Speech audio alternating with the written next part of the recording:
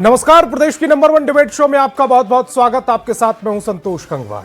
बिहार की एक बेटी जिसकी उम्र तकरीबन 17 साल थी, सपना डॉक्टर बनने का, और इसीलिए प्रदेश की राजधानी में हॉस्टल में लेकर नीट की तैयारी कर रही थी। वो बेटी 6 जनवरी की रात रहस्यमय ढंग से बेहोश हुई और 11 जनवरी को हमेशा हमेशा के लिए चुप हो गई। पोस्टमार्टम रिपोर्ट चीख कर कह रही है कि 17 साल की बेटी के साथ यौन हिंसा की आशंका से इनकार नहीं किया जा सकता। शरीर पर खरेचे, संघर्ष के निशान, नाखूनों के गहरे घाव थे, लेकिन शुरुआती पुलिस रिपोर्ट नींद की गोलियां और सुसाइड ही साबित करने में जुटी रही। दबाव के बाद पुलिस कार्रवाई आगे बढ़ी तो हॉस्टल मालिक गिरफ्तार हुआ, मोबाइल लोकेशन एक जैसी मिली, एसआईटी जांच को मंजूरी मिली और अब एफएसएल रिपोर्ट का इंतजार हो रहा है। लेकिन हर कोई यह जानना चाहता है कि क्यों 3 दिन तक हॉस्टल सील नहीं किया गया था, क्यों एसएचओ की गलत रिपोर्ट ने पूरा मामला उलझाए रखा, क्यों परिजनों को इंसाफ की बजाय धमकियां, लाठियां मिली, और सबसे बड़ा सवाल, संवेदना के गुनहगारों को बचाने की कोशिश आखिरकार किसकी थी। इन सवालों के बीच विपक्ष ने एसआईटी जांच पर ही सवाल खड़े कर दिए। आरोप है कि जिस एसएचओ रोशनी कुमारी की रिपोर्ट ने पूरे मामले को उलझाए रखा था, जो एसएचओ रोशनी एसआईटी टीम का हिस्सा भी नहीं है, बावजूद इसके वो जांच टीम के साथ नजर आ रही है। अब सवाल है कि संदिग्ध रिपोर्ट देने वाली एसएचओ रोशनी एसआईटी के साथ क्या कर रही है, एसआईटी को क्या मदद कर रही होंगी। सबसे पहले एक रिपोर्ट दिखाते हैं, उसके बाद इस पूरे मामले पर बहस भी करेंगे।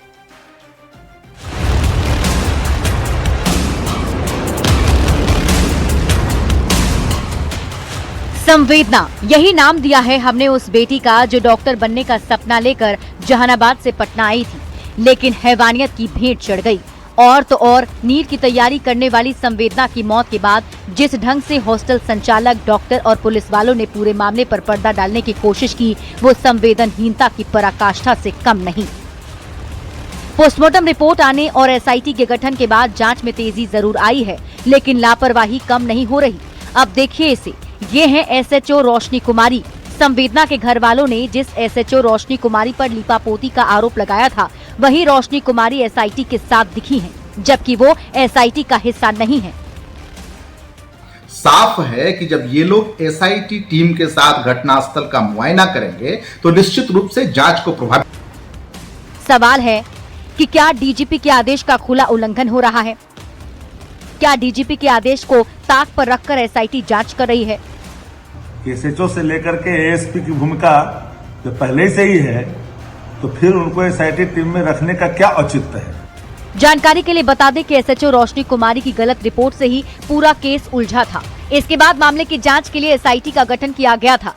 हम चाहे पाताल से खोद के निकालेंगे, लेकिन सच्चाई खोद के निकालेंगे। तो गुनहगार 1-2 नहीं बल्कि 5-5 हैं। चित्रगुप्त नगर थाना की एसआई रोशनी कुमारी, जिसने शुरुआती जांच को ही गलत दिशा में मोड़ दिया, सुसाइड बता दिया। उसके बाद बारी थी एएसपी अभिनव कुमार की। उन्होंने भी मामले की पड़ताल किए बिना थाना प्रभारी की रिपोर्ट को मानते हुए सुसाइड बता दिया और बयान जारी कर दिया। पटना पूर्वी के एसपी परिचय कुमार ने भी अपने स्तर से कोई पड़ताल नहीं की और आंख मूंद कर बिना पोस्टमार्टम छात्रा की मौत को सुसाइड बता दिया।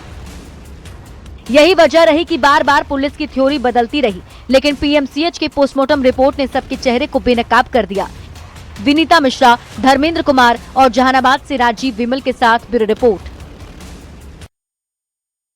कल एक तस्वीर ऐसी भी आई जब शंभू हॉस्टल में रहकर पढ़ने वाली बाकी की छात्राओं ने उसे खाली कर दिया, क्योंकि उन छात्राओं के माता पिता डर गए और डर वाजिब भी था, क्योंकि इस पूरे मामले में पुलिस ने जैसी शुरुआती रिपोर्ट पेश की, उसने पुलिसिया कार्रवाई से ही भरोसा उठा दिया। इसीलिए आज हम सवाल पूछेंगे, डटकर पूछेंगे। बिहार की हर बेटी की खातिर सवाल पूछे जाएंगे और उनकी सुरक्षा को लेकर सवाल पूछे जाएंगे। आज के सवाल आपकी स्क्रीन पर आ रहे हैं। सवाल है, संवेदना के गुनहगारों पर कार्रवाई कब होगी? एसएचओ रोशनी जांच टीम के साथ क्या कर रही है और क्यों है? क्यों 3 दिन तक साक्ष्य सुरक्षित नहीं किए गए? क्यों संवेदना को इंसाफ दिलाने में देरी हुई? बेटियों की सुरक्षा पर असली संवेदना कब जागेगी? तो चलिए मेहमानों से आपका परिचय कराते हैं। सत्ता पक्ष से हमारे साथ जेडीयू से अकबर अली और बीजेपी से प्रीति शेखर जी जुड़ रही, तो वहीं विपक्ष से आरजेडी से अजय यादव और जन स्वराज से सोनाली आनंद जी जुड़ रही। इसके अलावा वरिष्ठ पत्रकार बन बिहारी जी भी इस डिबेट का हिस्सा हैं। सभी मेहमानों का बहुत बहुत स्वागत। मेरा पहला सवाल प्रीति शेखर जी आपसे। ये एसएचओ रोशनी एसआईटी टीम के साथ देखे जाने का जो दावा हो रहा है, जांच टीम के साथ कर क्या रही है, इनके बारे में आपको जानकारी है? ये वही एसएचओ हैं जिन्होंने इस केस की पहली रिपोर्ट पेश की थी और पूरे मामले को उलझा दिया था। एसआईटी की क्या मदद कर रही होंगी? देखिए संतोष जी, जो तस्वीर में जो स्पष्ट रूप से जो दिख रही है एसएचओ, उसको मैं नकार नहीं रही हूँ, लेकिन जांच प्रक्रिया में ऐसे जो भी लोग हैं प्रारंभिक तौर पर जिन्होंने उस मामले की एफआईआर दर्ज की जहां पर उस पीड़िता का इलाज हुआ था, या जो लोग भी प्राथमिक तौर पर उनके साथ उनके उस पूरे उपचार से लेकर किसी भी उनके इर्द गिर्द जो भी लोग थे वो हो सकते हैं। जांच प्रक्रिया में जहां तक एसएचओ के रहने का सवाल है तो ये तो प्रशासन का काम है कि किनसे उनको मदद लेनी है, नहीं लेनी है, किससे पूछताछ करनी है। और उनके टीम में रहने का मतलब यह नहीं होता है कि जांच प्रभावित हो जाएगी। सरकार ने स्पष्ट किया है, प्रशासन का काम मैं आपको बताता हूं। ने ये जो रोशनी कुमारी एसआई है, इन्होंने पहली रिपोर्ट ही गलत पेश की थी। अवनव कुमार एएसपी हैं, बिना जांच थाना प्रभारी ने रिपोर्ट मान ली थी। परिश्रय कुमार है एसपी पटना पूर्वी के, बिना पोस्टमार्टम रिपोर्ट के सुसाइड इन्होंने मामले को बता दिया था। डॉक्टर सतीश है प्रभात मेमोरियल, महिला डॉक्टर का हवाला देखकर रेप से इनकार कर दिया था। शरीर पर चोट के निशान तो बताए थे। कार्तिकेय के शर्मा है एसएसपी पटना, मामले की पड़ताल किए बिना ही रिपोर्ट पर भरोसा कर लिया था। तो फिर प्रशासन ने अपना काम अगर ढंग से किया होता तो एसआईटी की जरूरत क्यों पड़ती? जानकारी हम सबों को है, पहले सुन लिया जाए। एक बार जरा स्टूडियो की भी आवाज बढ़ाएं। हाँ, जानकारी दे रहे हैं, एक मिनट में पूरी बात होने दीजिए। आप जिस बात की जानकारी दे रहे हैं उसकी जानकारी यहाँ बैठे सभी लोगों को है। बात यह है कि एसआईटी गठित ही हुई है इसलिए कि दूध का दूध और पानी का पानी किया जाए, और किसी भी परिस्थिति में जांच फाइलों में नहीं दबने वाली है, बल्कि एसआईटी गठित हुई है। त्वरित न्याय होगा, पीड़िता के परिवार को न्याय मिलेगा, अपराधी जेल की सलाखों के पीछे होंगे। इस बात में मैं कोई गुरेज नहीं करती कहने में। और एक बात स्पष्ट तौर पर कहना चाहूंगी कि यह वर्तमान सरकार न अपराधियों को संरक्षित करने वाली है, ना तो उनको अपराधियों को बढ़ावा देने वाली है, उनको उनके मनोबल को तोड़ने वाली है। और आज एसएचओ हो या जो भी हो, जांच के दायरे में जो कोई आएंगे, कितने भी रसूख वाले क्यों ना हो, किसी भी प्रशासनिक बड़े से बड़े अधिकारी ही क्यों ना हो, कोई बड़ा से बड़ा व्यक्ति ही क्यों ना हो, अगर वो जांच के दायरे में संदिग्ध होंगे और जो भी सवाल तो यही है, एसएचओ रोशनी जांच के दायरे में है या नहीं है? अगर जांच के दायरे में है तो एसएचओ के पद पर क्यों है? और अगर जांच के दायरे में नहीं है तो फिर उनकी पहली रिपोर्ट का हवाला जो उन्होंने दिया था, बैठ के हम डिस्कशन नहीं कर सकते हैं ना। ये तो सीनियर एसएसपी के नेतृत्व में जो टीम गठित हुई है वो क्यों थी वहां पर, इस बात का जवाब तो वो देंगे। उनसे कोई पूछताछ चल रही थी, उनसे कोई जानकारी इकट्ठा की जा रही थी, ये यहाँ पर बैठे कोई प्रवक्ता नहीं बता सकते हैं। लेकिन एक बात जो बता सकती हूँ मैं बतौर भारतीय जनता पार्टी की प्रवक्ता कि इस पूरे कांड का उद्भेदन होगा, अपराधी की गिरफ्तारी होगी, इस बात में कोई संशय नहीं। एक बात में दावे। अजय यादव जी, ये जो एसएचओ रोशनी है ये क्या मदद कर रही होंगी? विपक्ष को क्या लग रहा है? कौन से ऐसे साक्ष्य अब दे रही होंगी जो तब नहीं दिए गए होंगे? ऐसी कौन सी पड़ताल अब कर रही होंगी जब तब इन्होंने मदद नहीं की? इनकी वहां पर भूमिका क्यों है? मैं बड़ी उत्सुकता से बीजेपी की प्रवक्ता की बातों को सुन रही थी और मैं चाह रही थी कि जो मेरी दूसरी महिला प्रवक्ता है ये भी इस पे कुछ प्रकाश डालती तो मुझे मजा आ जाता बोलने में। आखिर सत्ताधारी लोगों की क्या ओपिनियन इस पे है। खैर, ये जो रोशनी है ये शुरू से मिसगाइड करने की कोशिश कर रही है, जो साक्ष्य है उसको मिटाने की कोशिश कर रही है। और आज अगर वो एसआईटी ग्रुप में शामिल है तो इससे तो साफ पता चलता है कि प्रशासन और कानून जो है पूरे एपिसोड को लेकर के सीरियस नहीं है, किसी को बचाने की कोशिश की जा रही है और जो केस है इसको दबाने की कोशिश की जा रही है। ये तो धन है पीएमसीएच का जो कि पुष्टि की कि हाँ उस बच्ची के साथ यौन शोषण हुआ था। जिस अस्पताल में उसे पहले भर्ती किया गया वहां पे उसके वस्त्र को उतार दिए गए, वस्त्र को गायब कर दिया गया। आखिर ये सब चीज क्यों किया गया?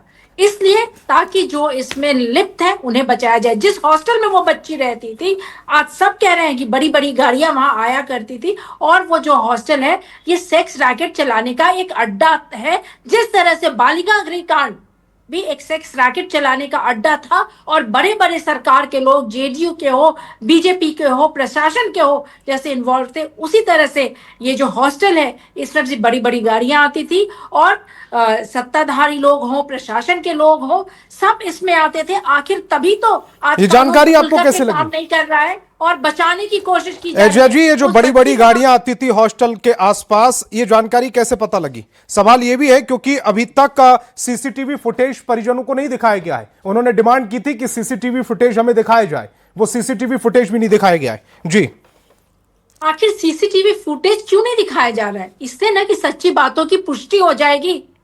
सच्ची बातों को छुपाने के लिए सीसीटीवी फुटेज नहीं दिखाया जा रहा है। एक तरफ तो मुख्यमंत्री जी बोलते हैं कि बच्चियां पढ़ेंगी, लालू यादव के समय में बच्चियां नहीं पढ़ती थी, वस्त्र नहीं पहनती थी, घर में बैठी रहती थी। आज इतने सालों से, 20 सालों से 21वें साल में आज नीतीश कुमार जी है। बक्सर में क्या हुआ, खगड़िया में क्या हुआ, सोनपुर में क्या हुआ, कहीं 4 साल की बच्ची, कहीं 6 साल की बच्ची, कहीं मुसलमान विधवा, और आज बक्सर में भी कुछ हुआ है।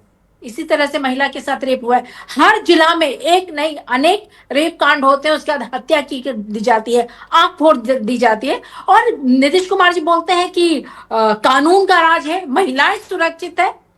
महिलाएं बिल्कुल भी ऐसे में कैसे एक जहानाबाद से एक बच्ची को पटना भेजा जाता है हॉस्टल में नीट की तैयारी करने के लिए। बेचारी आगे चल के डॉक्टर बनती है, बिहार की बिटिया नाम रोशन करती, और इस बिटिया के साथ बड़े बड़े लोगों ने यौन शोषण किया, खरोंचे आई, चोटें आई, और ये अस्पताल वाले कितने निर्दयी थी। इस बिहार की बेटी के वस्त्र को छुपा दिया गया ताकि बड़े बड़े हैवान बच सके। एक 17 साल की कमजोर बच्ची जो डॉक्टर बनने की उम्मीदों को लेकर के पटना के एक हॉस्टल में थी, दरिंदों ने उन्हें रौंदा, हैवानियत की, और हॉस्पिटल उसके सहयोगी, कानून उसके सहयोगी। रोशनी जी से मैं पूछती हूँ, आप तो महिला है, आपकी भी बहन बेटी होगी, मैं अकबर जी की तरफ जा रहा हूं, अकबर अली जी की तरफ जा रहा हूं। अकबर अली जी, ये पुलिस प्रशासन किसे बचाने की कोशिश करता रहा अब तक?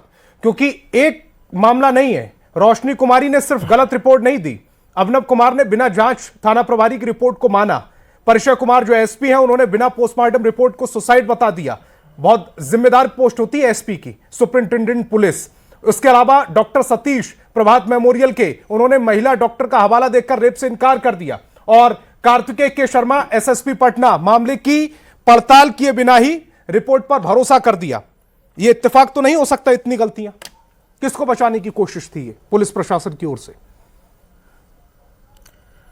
देखिए, अभी बिहार के डीजीपी विनय कुमार साहब ने एसआईटी का गठन किया है और आईजी स्तर के पदाधिकारी इस केस को देख रहे हैं, डे टू डे इसका रिपोर्ट दे रहे हैं। तो इस सरकार में जो भी घटनाएं हुई तस्वीर भी, इस तस्वीर के बारे में भी बताइएगा। उसी एसआईटी टीम की जांच में ये एसएचओ दिखी हैं, रोशनी नाम है इनका, जिन्होंने पूरे समाज को अंधेरे में रखा था। देखिए, जब सीनियर पदाधिकारी की टीम वहां पर है तो उसमें अब कोई एसएचओ या कोई जो है दरोगा के रहने से उस जांच को कोई प्रभावित नहीं कर सकता है। हो सकता है वो लोकल एसएचओ होंगे, जगह का मुआयना करने के लिए वो साथ में प्रोटोकॉल के तहत गई होंगी, क्योंकि जब आईजी स्तर के पदाधिकारी इसकी जांच के लिए नियुक्त डीजीपी साहब के द्वारा किया गया है, तो अब वरीय पदाधिकारी ही इस पर जो है प्रतिवेदन देंगे।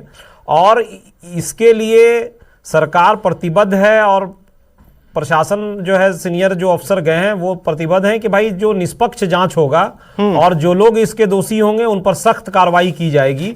इस सरकार में किसी को, अपराधी को या किसी गुनाहगार को संरक्षण नहीं दिया जाता है।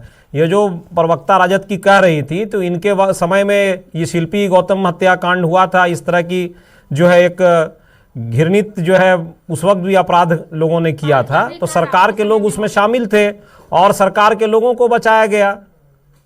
तो इस सरकार में किसी भी अपराधी को, किसी गुनाहगार को संरक्षण नहीं दिया जाता। परिवार लगातार इस मामले में सीसीटीवी फुटेज देखना चाहता है। वो सीसीटीवी फुटेज आखिरकार क्यों नहीं दिखाए जा रहे? परिवार में है, सरकार में है। परिवार ये कह रहा है कि उनको खरीदने की कोशिश की गई। एक मिनट अजय जी, परिवार ये कह रहा है कि उनको खरीदने की कोशिश की गई।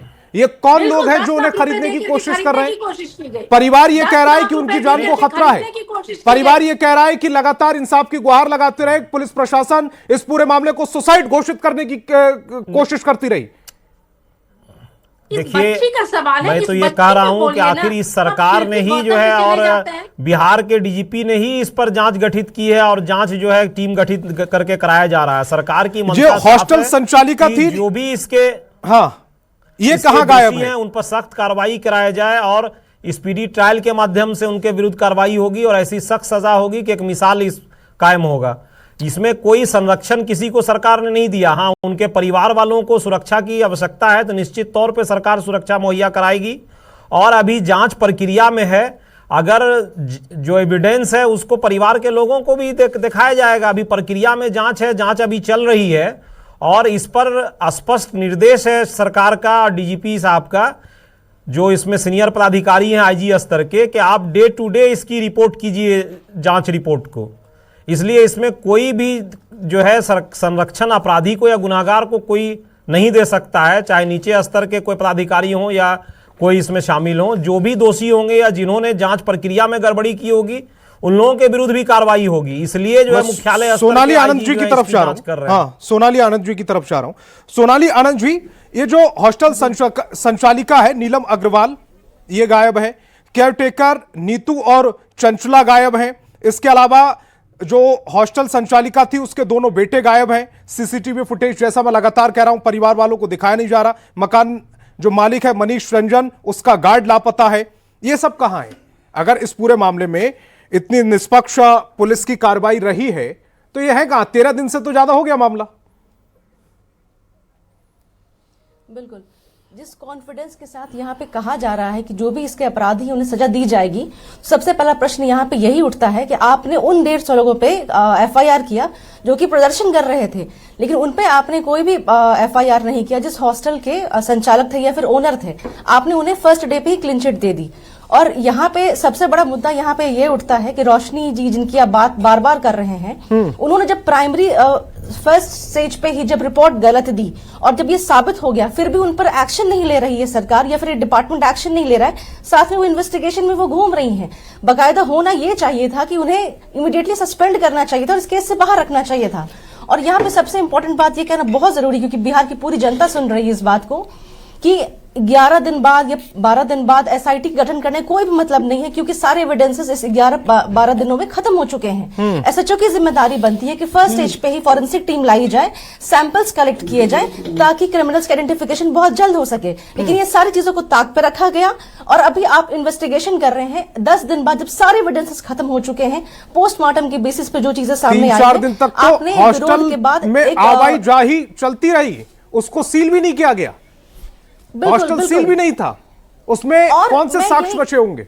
बिल्कुल, और अस्पताल के डॉक्टर्स पे आपने कोई एक इंटरोगेशन नहीं किया, ना उनसे एक आपने कन्फ्रंटेशन किया, कोई भी आपने बात नहीं की, और वो सारी चीजें सामान्य तौर पे चल रही हैं। और आप कह रहे हैं कि क्रिमिनल्स को पकड़ा जाएगा। किस बेस पे पकड़ा जाएगा जब आपके पास सबूत ही नहीं है? सब सारे सबूत टैंपर्ड कर दिए गए, सीसीटीवी फुटेज नहीं अवेलेबल है। जिस दौरान घटना घटी है at a place of crime कह लीजिए और टाइम ऑफ क्राइम कह लीजिए, उस वक्त का सीसीटीवी फुटेज गायब है, कैमराज ऑफ हैं। आप किस बेस पे इन्वेस्टिगेशन करेंगे? और मुझे तो ये बात सबसे पहले यहाँ पे मैं फिर कह रही हूँ कि जिस ऑफिसर को सस्पेंड करना चाहिए था वो आपके जांच में साथ साथ आपके घूम रहा है। तो डिपार्टमेंट किस बेस पे काम कर रही है, कैसे काम कर रही है, और इन ऑफिसर्स की ट्रेनिंग कहां से होती है, और ये इन्वेस्टिगेशन को कैसे कंडक्ट करते, मुझे बड़ा ताजुब हो रहा है। और बिहार में ये पहला मामला नहीं, पिछले 24 घंटे में से अनेक 4-5 घटनाएं हैं जो आप अभी अपनी उंगलियों पर गिन सकते हैं। और अगर बिहार का एक और बहुत दिल दहलाने वाला डेटा मैं आपको बोलूं, हमने अपने आप को टाइटल दे दिया है कि हम सुशासन की सरकार हमने बनाई है, लेकिन डेटा कुछ और ही कहता है। हर दिन 150 से अधिक रेप केसेस होते हैं, और क्योंकि जब ये डेटा सच बोलता है तो आपने ये किया कि डेटा को पब्लिकली करना बंद कर दिया। अब प्राइमरी एफआईआर से जो रिपोर्ट सामने आती है, न्यूज़पेपर क्लिपिंग से जो सामने आती है, वो सच हमें जानने को मिलता है, क्योंकि एनसीआरबी का डेटा नहीं आता, स्टेट क्राइम रिपोर्ट ब्यूरो का डेटा नहीं आता। तो आप किसे कोट करेंगे? तो सही, ये सरकार बहुत अच्छे कदमों पे चल चुकी है। जिस डेटा पे आपसे सवाल पूछे जाएंगे वो डेटा को ही पब्लिश करना बंद कर दो। और यहाँ पे ये सवाल बंद नहीं होंगे, क्योंकि ये मीडिया का जमाना है। सवाल बिल्कुल बंद नहीं हो सकते। सवाल सिर्फ एक बेटी का नहीं है, सवाल पूरे बिहार का है, पूरे देश का है। यत्र नार्यस्तु पूजन्ते रवन्ते तत्र देवता, इस सूत्रवाक्य वाले इस देश का सवाल है। आज हम डिस्कशन, मैं बन बिहारी जी की तरफ जा रहा हूं। बन बिहारी जी, सवाल तो नहीं रुकेंगे, सवाल पूछे जाएंगे। सत्ता पक्ष हो, विपक्ष हो, कोई भी हो, सवाल पूछे जाएंगे। और सवाल ये पूछा जाएगा जिस लेडी ने, जिस एसएचओ ने सबसे पहले इस केस को मिसगाइड करने की कोशिश की, वो एसआईटी के साथ कदम ताल करते हुए कैसे देखी गई? सवाल पूछा जाएगा। देखिए, अभी महज 1 माह पूर्व की बात है। 1 माह पूर्व पटना के ही चौक थाना प्रभारी मंजीत ठाकुर को सिर्फ इसलिए निलंबित किया गया कि उनके थाना क्षेत्र में पंजाब से आई एक फैमिली के साथ लुटेरों ने लूटपाट की थी। हालांकि लूटपाट करने वाले लुटेरों को 48 घंटे के अंदर गिरफ्तार कर लिया गया, लेकिन लूटपाट की इस घटना को संज्ञान लेते हुए एसएसपी कार्तिक शर्मा के आदेश पर मंजीत ठाकुर निलंबित किए गए। देखिए, ये समझने की जरूरत है। और दूसरी ओर इसी पटना में चित्रगुप्त नगर थाना क्षेत्र में इतनी लोमहर्षक वारदात होती है, इतनी हृदय विदारक वारदात होती है, जिसकी कल्पना मात्र से रोंगटे खड़े हो जाएं। जिस बेटी के साथ यह महापाप हुआ है, उसके परिजनों के दर्द का कल्पना करना चाहिए हर एक उस शख्सियत को जो इस मामले पर किसी प्रकार किसी भी पक्ष से बैठकर बयान दे रहा है। क्योंकि सबके घर में बेटी बहन मौजूद होती है। आज जिस प्रकार के जघन्य महापाप की घटना घटित हुई है शंभू गर्ल्स हॉस्टल में, तो कल्पना करना चाहिए कि अगर वो बेटी आपके परिवार की होती तो आप पर क्या गुजरती। इसलिए जब भी इस पर किसी प्रकार के बयान किसी भी नेता, राजनेता, प्रवक्ता या किसी भी मीडिया पर्सन कोई भी दे रहा हो, तो उसे बेहद संजीदगी से यह बात समझनी चाहिए और यह बयान देने से पहले समझना चाहिए कि अगर उसके परिवार की वो बच्ची होती तो उस पर क्या बीत रहा होता। दूसरी बात, बिहार पटना पुलिस की कार्यशैली की बात करूंगा तो पटना पुलिस की कार्यशैली कभी सुधरी ही नहीं। शिल्पी गौतम कांड में भी उस समय जो एसपी थे एमएस भाटिया, उन्होंने स्पष्ट थ्योरी दे दी है कि यह एक्सीडेंटल डेथ का मामला है। और अभी जो ये 30 साल बाद यह मामला, लगभग 28 साल बाद यह मामला आया है, तो अभी भी सीनियर एसपी ने प्रेस कॉन्फ्रेंस करके बोला कि दवाओं के ओवरडोज से मृत्यु हुई है। पोस्टमार्टम रिपोर्ट आने का इंतजार करेंगे। पोस्टमार्टम रिपोर्ट से पहले सीनियर एसपी को प्रेस कॉन्फ्रेंस करने की क्या हड़बड़ी थी? और जो सवाल आप 3 बार दोहरा चुके हैं कि अभिनव कुमार जो एसडीपीओ हैं और रोशनी वर्मा जो एसएचओ हैं और परिजय कुमार जो सिटी स्पेशलिस्ट हैं, तो निश्चित तौर पे ये इन तीनों के जांच प्रक्रिया में शामिल रहने के दौरान तथ्यों के साथ खिलवाड़ किया गया। इतना ही नहीं, शंभू गर्ल्स हॉस्टल को सील नहीं किया गया, मृतका के कमरे को सील नहीं किया गया, तो निश्चित तौर पर जो एविडेंस हैं वे नष्ट हो गए होंगे। तो फॉरेंसिक जांच में भला जाएगा क्या? हालांकि देखिए, गुनाहगार कितना भी तेज हो, वह गलती जरूर करता है और अपने गुनाह का किसी ना किसी प्रकार का प्रमाण जरूर छोड़ता है। तो पुलिस अगर अभी भी सचेत होकर काम करती है और अभी भी इस घटना में लापरवाही बरतने वालों को अविलंब दंडित किया जाता है, तो निश्चित तौर पे दूध का दूध और पानी का पानी करने के अगर हॉस्टल सील था तो कल कैसे हॉस्टल खुला? उससे बच्चे जो सामान लेकर गए हैं, अगर हॉस्टल नहीं हॉस्टल सील नहीं था। नहीं हॉस्टल से मैंने नहीं कहा कि हॉस्टल सील था, मैंने कहा हॉस्टल तो खुला ही हुआ था। और जब हॉस्टल खुला हुआ है तो उसमें साक्ष्य क्या? बच्चे आ रहे हैं, अपना सामान लेके जा रहे हैं, तो उस हॉस्टल में साक्ष्य क्या मिलेंगे? सारे साक्ष्य तो 14 जनवरी से पहले ही मिटा दिए गए होंगे। तो फिर ये एसआईटी प्रीति जी क्यों है? बाद में किया गया। अगर सारे साक्ष्य मिटा दिए गए, कोई भी साधारण पढ़ा लिखा आदमी यह समझ सकता है कि जहां मर्डर और रेप जैसे वारदात को अंजाम दिया गया हो, वहां उस कमरे में मौजूद चीजें ही सबसे बड़ा सबूत बनती है। उन्हीं की फॉरेंसिक जांच की जाती है। मेरे पास थोड़ा सा समय कम है, एक बड़ी खबर आ रही है, जल्दी से अपने एक मिनट में अपनी बात को कंप्लीट कीजिएगा। प्रीति जी जल्दी से एसआईटी क्यों? मैं कहना चाहूंगी कि मुजफ्फरपुर बालिका गृह कांड में भी एसआईटी गठित हुई, केस सीबीआई को सौंपा गया, उसमें 19 लोगों की गिरफ्तारी हुई और ब्रजेश पाठक उम्र कैद की सजा हुई, ब्रजेश पाठक समेत 18 लोगों की। उसके अलावा जितने भी कांड उद्भेदित हो रहे हैं सब में गिरफ्तारी हो रही है। अब सिर्फ कहने की एजया जी तो कह रही है कि ये पहले से शंभू जो हॉस्टल था ये पहले से संदिग्ध था। एजया जी ने अभी इसी डिबेट में इसी स्क्रीन पर बैठकर कहा है जी, अभी एजया जी ने इसी स्क्रीन पर बैठकर कहा कि शंभू जो हॉस्टल था यह पहले से संदिग्ध था। पुलिस को जानकारी नहीं थी? अजय जी को जानकारी है, पुलिस को जानकारी नहीं थी इस बात की? एसआईटी गठित हुई है ना, वही मैं कह रही हूँ कि कितने, मैंने एक एग्जांपल दिया कि कैसे सरकार कार्रवाई करती है। अजय जी जल्दी से 1 मिनट में अपनी बात को रखिएगा। चल रही है और जांच के निष्कर्ष के पूर्व ही हम अपना स्टेटमेंट जारी करें तो फिर ये मुझे लगता है कि ये शायद ज्यादा हल्की हो जाएगी। एसआईटी बड़ी गाड़ियां छोड़ना चाहिए, जो जांच में जो बातें सामने आएंगी उसके बाद ही गर्ल्स हॉस्टल चल सके। बालिका कांड खत्म नहीं होता है कि हॉस्टल कांड खत्म नहीं होगा कि एक दूसरा कांड होगा और ये कहेंगे कि अपराधी बचेंगे नहीं, अपराधी पकड़े जाएंगे। अरे आप हकीकत में जी, आज बक्सर में हुआ, खगड़िया में हुआ, कहीं 4 साल कहीं 6 साल, इन चीजों में आप क्या कहेंगे? अपराधी बच पा रहे, मैं तो फिर दोहरा रही हूं, ये शंभू हॉस्टल कांड के बाद इसी सरकार में कोई और नया सेक्स रैकेट का अकबर अली जी 1 मिनट आपके पास, जल्दी से अपनी बात को रखिएगा। क्यों नहीं कर रही है? सम्राट चौधरी को भी इसमें इन्वॉल्व कीजिए, उनकी भी भागीदारी होनी चाहिए। बीजेपी जेडीयू की सरकार है, दोनों मिल करके बच्चियों को सुरक्षित करें। कांड हो जाता है और आप लोग इसमें बड़े लोगों को बचाने में लग जाती है। इस तरह से अगर बिहार चलाएगा तो बिहार की जो बच्चियां हैं कभी घर से माँ बाप निकल के उनको पढ़ने नहीं देंगे। वो तो कह रही हैं, शंभू हॉस्टल में जो माँ बाप अपने बच्चियों के सामान लेने गए थे वो कह रहे थे कि घर से पढ़ लेंगे या नहीं पढ़ेंगे, ऑनलाइन क्लासेस करवा देंगे या नहीं करवाएंगे, यही कहकर गए वो। कल हमने चलाई इस पर रिपोर्ट। अकबर जी जल्दी से अपनी 1 मिनट में बात रखिएगा। देखिए, ये तो बहुत अफसोसनाक घटना है, लेकिन क्योंकि अभी जांच प्रक्रिया में है, कभी कभी तो बरसों जांच किसी घटना का जो है करना पड़ता है और सीबीआई भी जांच करती है, तो एविडेंस जो है तकनीकी तौर पे जो एक्सपर्ट हैं वो तो जुटा रहे होंगे और जो तकनीकी जांच होगी और किस जांच में किसी भी तरह से किसी को बख्शा नहीं जाएगा। राजद की प्रवक्ता करी, मुझे पहले से पता था कि वहाँ बड़ी बड़ी गाड़ियाँ जा रही थी, तो ये प्रवक्ता महोदया क्यों नहीं उस वक्त आकर के प्रेस में बयान दी कि शंभू होटल में जो है बड़ी बड़ी गाड़ियाँ जा रही है? तो भाई आप इस तरह के संवेदनशील मामले में, इस तरह के अफसोसनाक मामले में आज आप मतलब आप बड़ी बड़ी गाड़ियां देख रही थी हॉस्टल जाते हुए, तो खामोश क्यों थी उस टाइम में आप?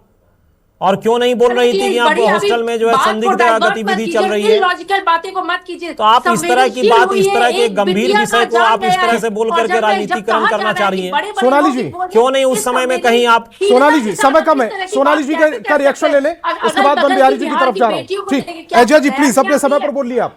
आज सोनाली जी, हाँ, बिहार में ये केस मुद्दा बन चुका है। बिहार में आज ये केस मुद्दा बन चुका है क्योंकि रोड पे प्रदर्शन हुआ, कई पार्टियां इसका समर्थन करने आ गई या फिर पुलिस पे दबाव बना रही है इसका इन्वेस्टिगेशन करने के लिए। लेकिन बात यहाँ पे सिर्फ एक केस की नहीं है।